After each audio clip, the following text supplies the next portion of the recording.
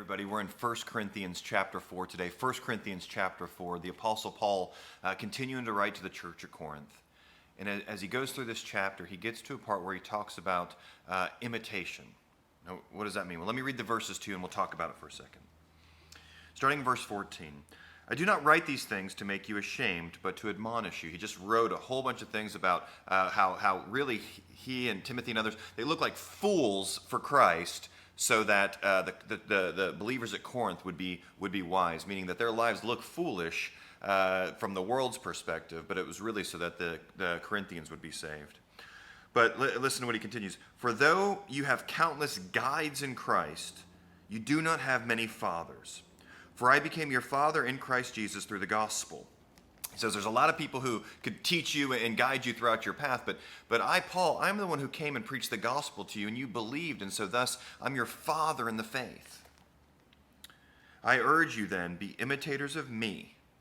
And he says that's why I sent Timothy to you, to remind you of my way of living. So here's what I want to say today.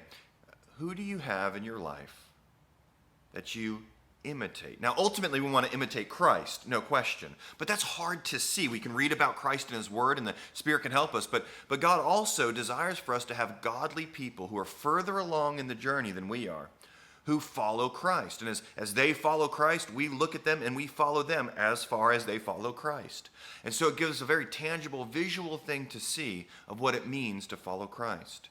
To see those who are godly fathers, godly husbands, godly teachers of the word, elders in the church, deacons in the church, whoever it is you have in your life, men especially, other men and women, other women, that are godly, that you could imitate them as they imitate Christ. If you do not have these people in your life, you need to pray and ask God, reveal to me who I need to reach out to and ask, will you let me, will you disciple me? Can I be a part of your life? Can I be invited into your life so I can see how you pray, read the word, think, act, all these things so that I could be a better follower of Christ?